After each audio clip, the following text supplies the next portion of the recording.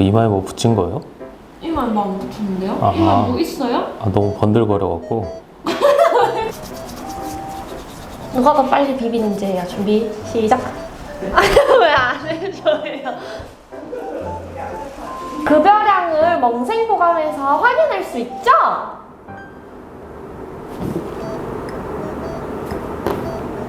네, 해야죠. 우리 무슨 얘기까지 우리 했었죠? 급여량 하잖아요, 이제. 급여랑. 네. 아니, 멍생보감 어플에서 급여량 하라고. 네, 멍생보감 어플에서도 급여량을 확인할 수 있습니다.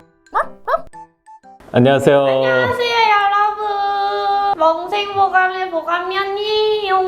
안녕하세요, 멍생닥터입니다. 오늘은 견주분들에게 꼭 중요한데 살짝쿵 비위가 약하신 분들은 보기 어려운 영상일 것 같아요. 이번 주제를 알려주세요. 네, 오늘은 응가랑 변 상태로 알아보는 강아지들의 건강 상태에 대해서 이야기를 해보도록 하겠습니다.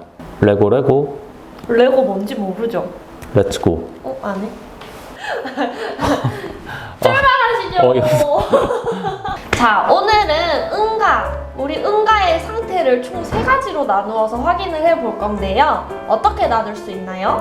네, 응가는 크게 3가지로 이제 무름변, 즉 설사, 그리고 정상적인 우리가 가장 좋아하는 황금 바나나, 그리고 마지막으로 딱딱한 토끼똥으로 나눌 수 있습니다. 그러면 먼저 예쁜 황금 바나나의 기준이 뭔가요? 무조건 금색이면 되는 건가요? 아니요, 이제 색깔도 중요하지만 딱딱하지 않고 이제 모양으로 딱 갖추고 덩어리가 이제 뭉쳐진 모양의 변이고요. 초콜릿이나 약간 갈색의 변이 가장 건강한 변이라고 생각하시면 됩니다. 이제 아래 보이는 이미지에서는 어떤 거가 가장 건강한 변일까요? 한번 맞춰보실래요? 세 번째요. 가장 이상적인 변이라고 생각할 수 있는데요. 현실에서 저런 변이 나오는 경우는 거의 없어요. 좀 이렇게 짧게 잘려서 나오고 2번이랑 3번 변이 이제 가장 건강한 변이라고 생각하시면 됩니다. 이번에 응가 컬러가 약간 초콜릿 응가 같은데 그것도 튼튼이에요? 예, 맞습니다. 2번 변이 이제 견주님들이 가장 많이 보는 일반적인 변이고요. 3번은 약간 무른 변인데 이제 괜찮은 변이라고 봐주시면 되고요. 그 다음에 4번, 5번은 사진은 설사라고 봐주시면 됩니다. 그리고 1번이 이제 흔히들 말씀하시는 토끼똥입니다.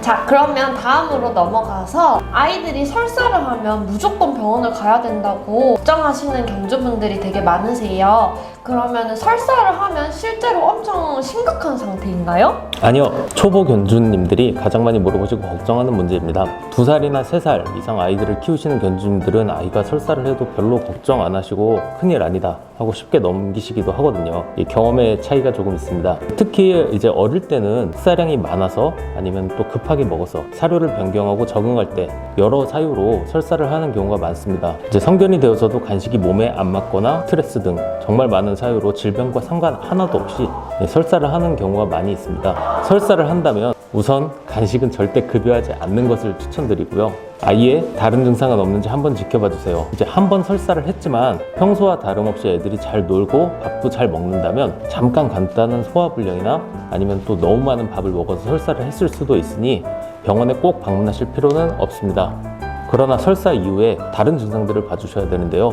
아이가 기운이 없고 무기력하고 잘 놀지 못한다거나 식사량을 줄였는데도 지속적인 설사를 한다 라고 한다면 꼭 병원에 방문하셔서 세부적인 검사를 진행해 보시는 것이 좋습니다. 특히 변에 피가 섞여 나오는 혈변, 그리고 완전 검게 나오는 변은 특히나 주의하실 필요가 있습니다.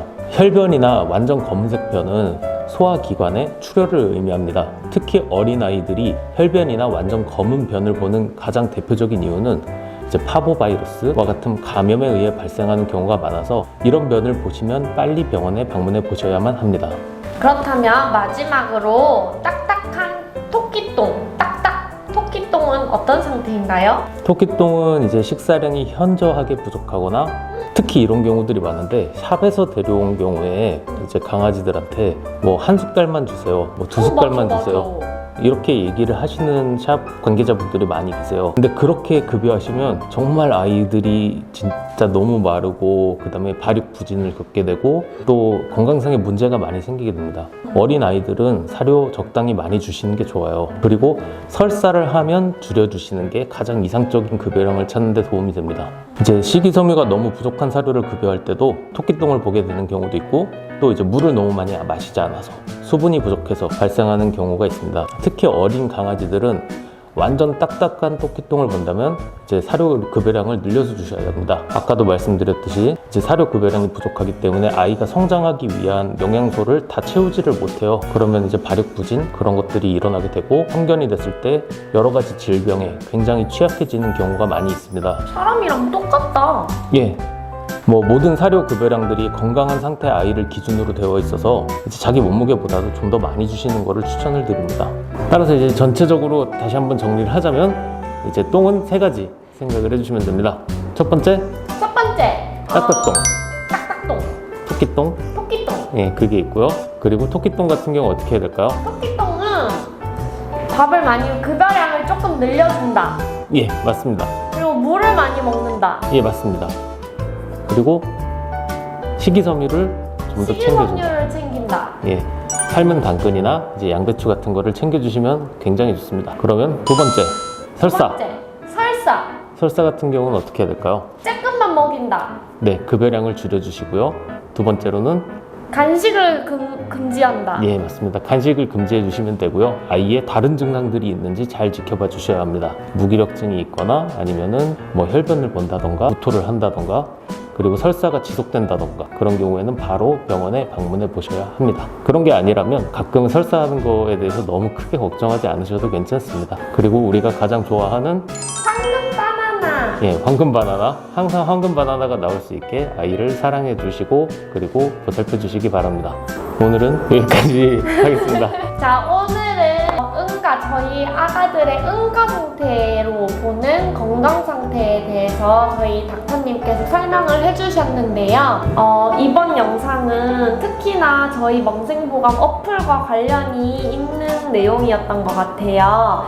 저희 멍생보감 어플은 여기 더보기란이나 앱스토어에서 구글 스토어에서 멍생보강으로 검색해 주시면 다운로드 받으실 수 있습니다. 있습니다. 오늘 영상도 재밌으셨다면, 유익하셨다면 구독과 좋아요 부탁드립니다. 그럼